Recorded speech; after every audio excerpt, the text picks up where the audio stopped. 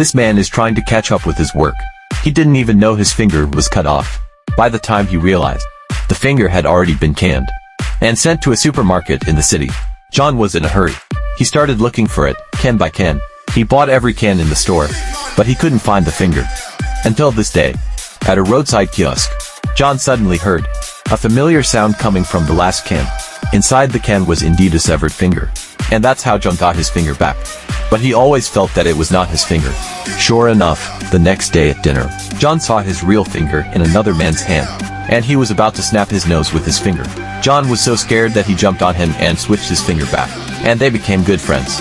In order to avoid having his finger cut again, John and his friend quit their jobs. John then went to work as a security guard in an office building. John suddenly felt it seemed that everyone in the big city had been alienated by their work. Everyone had become a work machine. Even puppies have become monsters in uniform. A few days later, a friend came to John, said he had found a way to fight this alienation. And that was love. My friend fell in love with the girl, and fell in love with her on a crowded bus. So they took the bus every day, and saved up a box of tickets. To be the witness of love, John suddenly began to long for love too. Soon after, John fell in love at first sight with a girl in the elevator, and took her home every day. This girl is very obsessive-compulsive. Not only did she have to pick out the cilantro, she had to put everything on the table in order. The worst thing is, in order to fight against plastic garbage, she built a mountain of plastic bottles. Unexpectedly, this mountain has become a tourist attraction. Every day, couples would go up there, leaving plastic bottles as a testimony of love.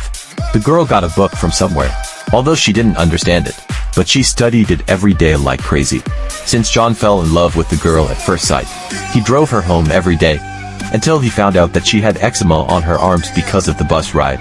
John felt sorry for the girl and changed his job to driving a cab, but he didn't realize his cab also became a vehicle for the girl to carry plastic bottles.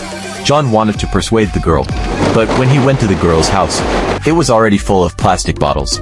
And then the girl had a little sacred tree, said it was a holy relic of the earth. Until this day, he met the priest who gave the girl her book at a parade. The girl was so excited she ran up to him and told him what the little white book meant to her. But the priest said that the book was actually a little yellow book from Italy, and the sacred tree was just a corn. The girl was devastated and fainted. When she woke up, she decided to leave. When John found out, he suddenly felt that he had no hope in life. He decided to commit suicide. The man was just about to hang himself. He heard someone calling his name. He turned his head and realized it was a gecko with a human face.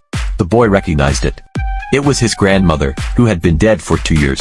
Grandma advised John not to give up on life so easily. If you can't stay in the big city, maybe he could go home to see. But back in the country, John realized that everyone here was slow. John was used to the fast pace of the big city. He didn't fit in, so he went back to the big city again, and became a cab driver again. On the way, he met a midget girl, and a talking teddy bear. The girl was always trying to prove she was a grown-up. She even threw the bear away.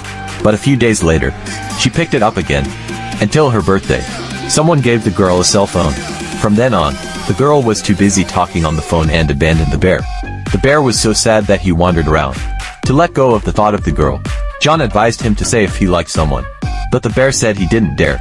So John bought the bear a cell phone, so he could talk to the girl on the phone. In the end, bravery brought love. John suddenly remembered the girl he loved. He regretted that he had never told her how he felt, so he started looking for her. Finally, they met again on the mountain of plastic bottles. This time John was brave enough to tell his feelings. Unexpectedly, the girl not only agreed to his confession, and became his wife, and the grandmother was reborn from a gecko, became the baby in the girl's belly.